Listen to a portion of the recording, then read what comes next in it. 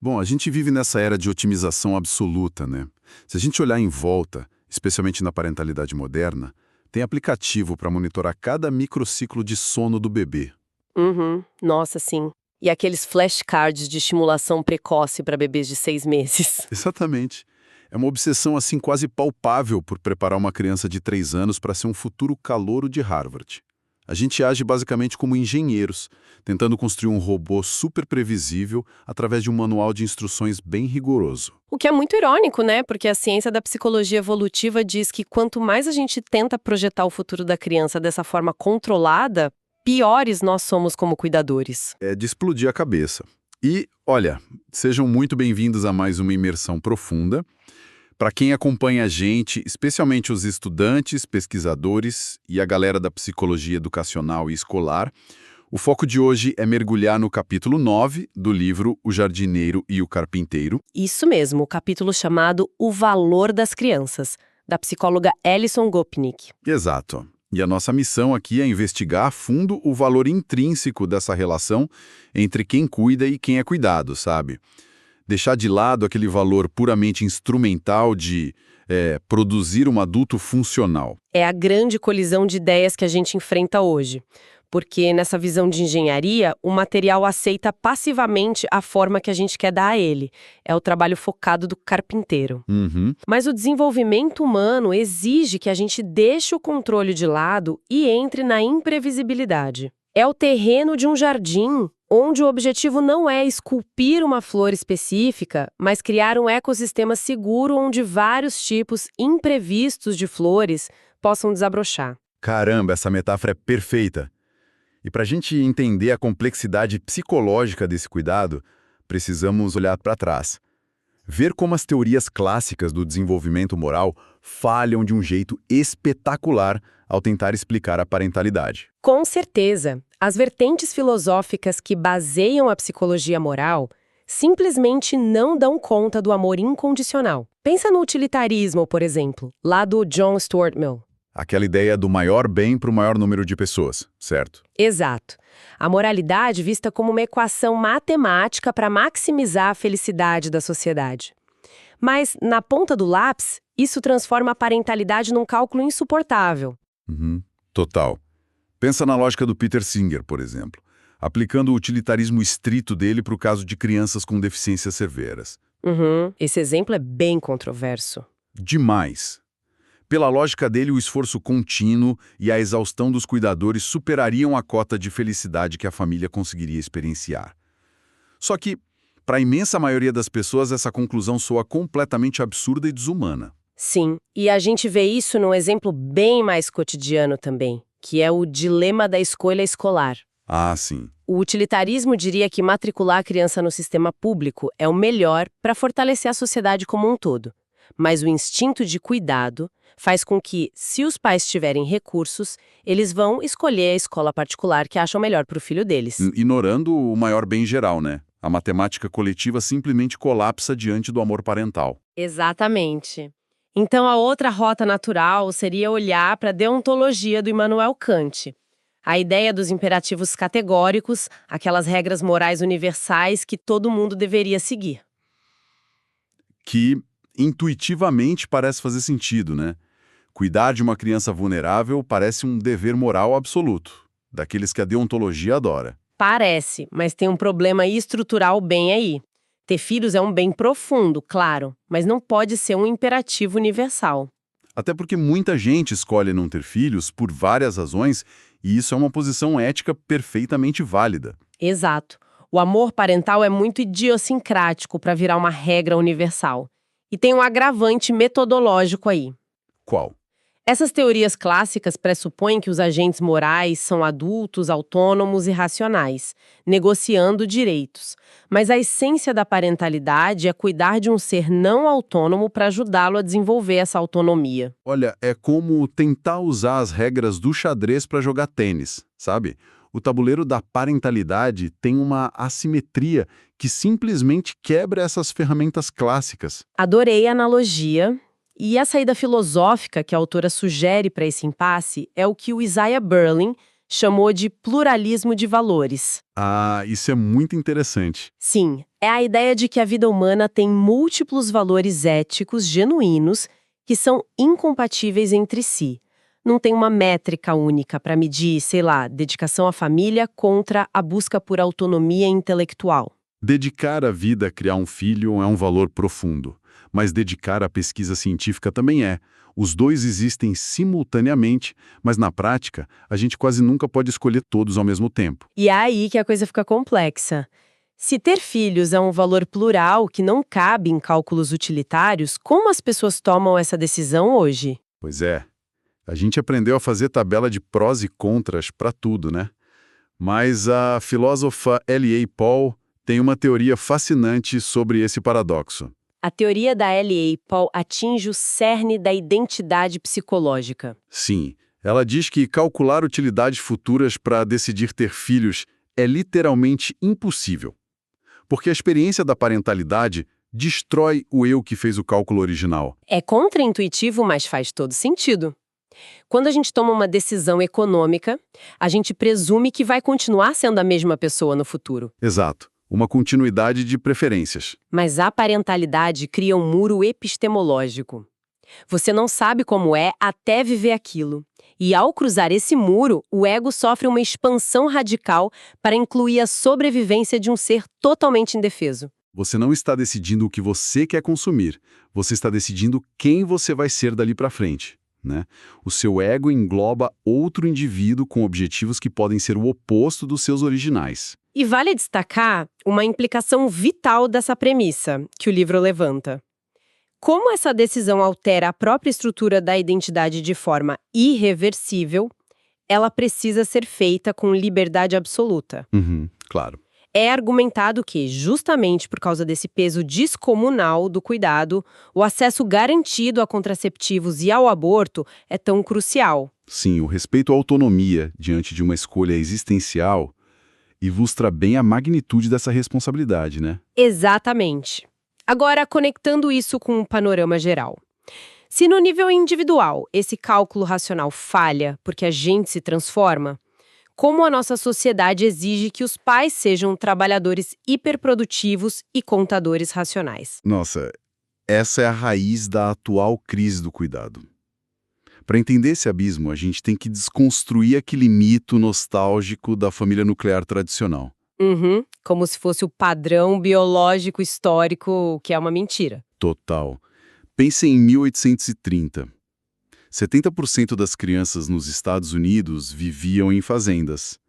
Pais, avós, tios, todo mundo trabalhava e cuidava das crianças ao mesmo tempo e no mesmo espaço. A criança estava imersa no mundo adulto, sendo cuidada por uma rede estendida.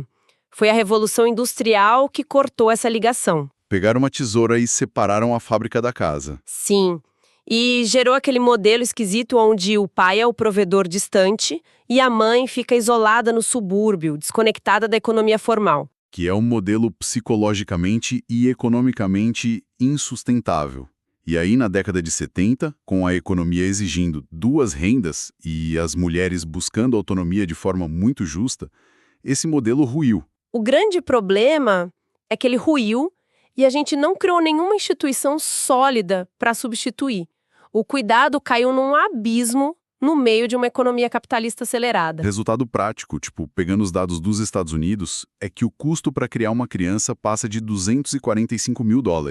E mais de 1/5 das crianças cresce na pobreza por lá. O cuidado virou uma armadilha, né? Os pais deixam de trabalhar e perdem recursos ou pagam terceiros, e esses cuidadores acabam sendo os profissionais mais mal pagos da sociedade. Na fase de maior neuroplasticidade da criança, quem cuida é super precarizado. Sim, mas o consenso na psicologia do desenvolvimento não vê mistério nisso.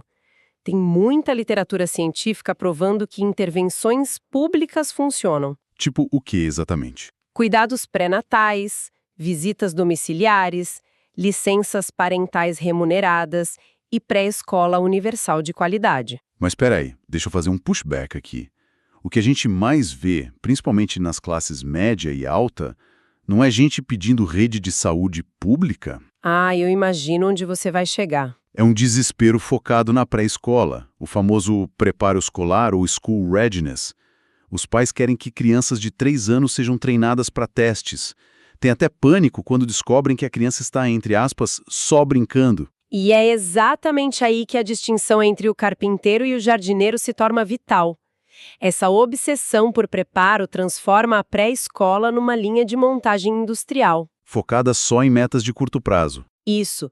Só que pesquisas longitudinais evidenciam que as melhores intervenções operam por efeitos adormecidos, ou sleeper effects. Tá, aprofunda um pouco esse conceito para quem nos escuta. Como funciona na mecânica do cérebro? Funciona assim: quando você cria um ambiente seguro e responsivo nos primeiros anos, a criança usa isso para regular o sistema de estresse dela.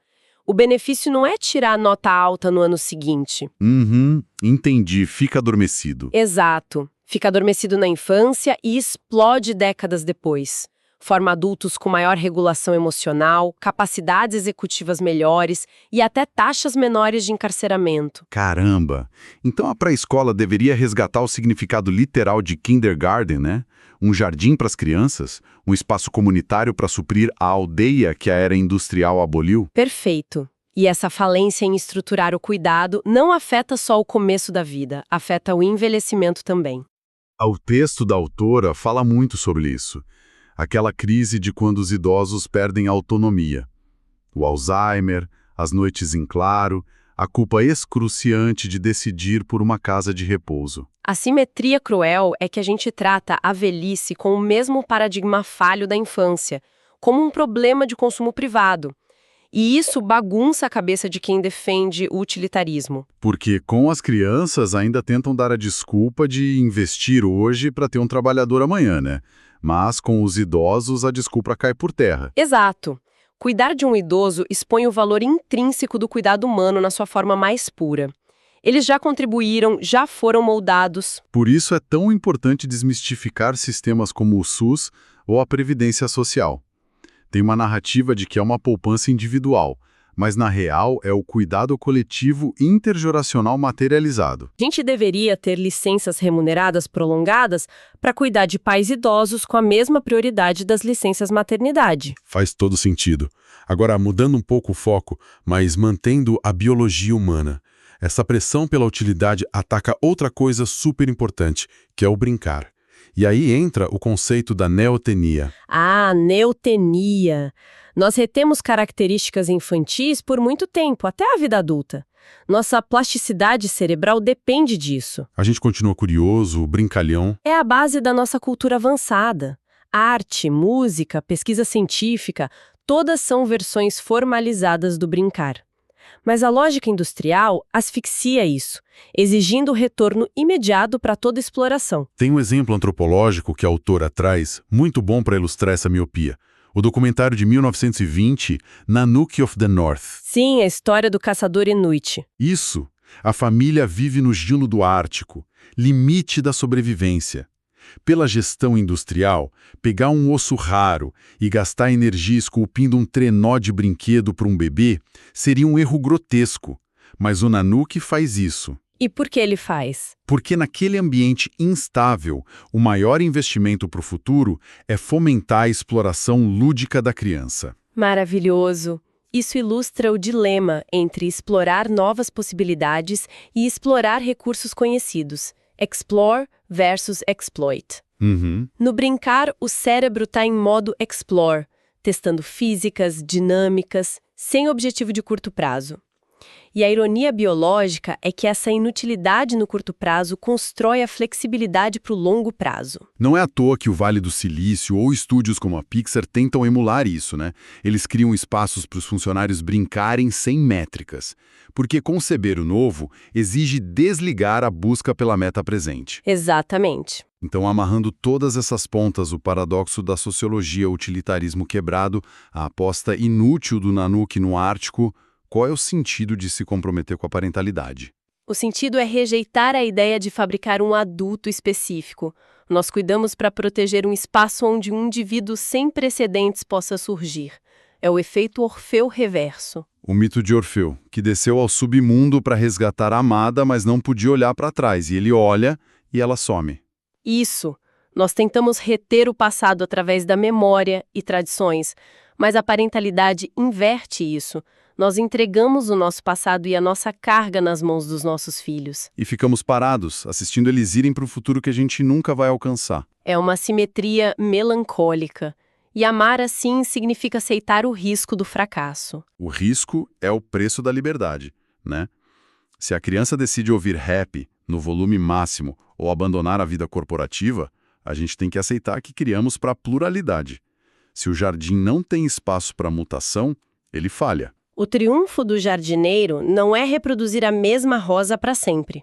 É cultivar variação para garantir a continuidade da vida quando as tempestades chegarem e a gente não estiver mais lá. Uau!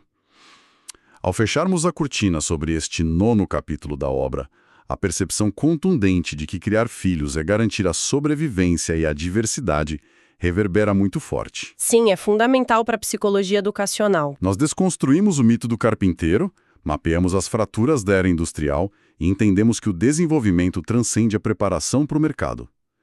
Com essas sementes plantadas, o nosso terreno intelectual fica muito bem adubado para os próximos passos dessa investigação nas páginas seguintes. Com certeza, foi uma discussão riquíssima. E com toda essa bagagem de hoje, eu queria deixar um último pensamento provocativo para o pessoal matutar até o nosso próximo encontro. Qual seria? Se a biologia e a psicologia evolutiva mostram que o brincar livre e a exploração sem metas imediatas formam a nossa maior vantagem evolutiva, seja para entender o gelo do Ártico ou romper limites na ciência, será que a nossa obsessão atual por planilhas de produtividade extrema não é um beco sem saída evolutivo gigante? É uma excelente reflexão. E se isso for real, será que o ato mais revolucionário e inteligente que a gente pode fazer hoje seja simplesmente nos permitirmos brincar sem absolutamente nenhum propósito? Afinal, quando o manual do carpinteiro falhar, diante da complexidade da vida, a única saída vai ser observar a madeira criar raízes e aceitar a nossa função de cuidar do jardim.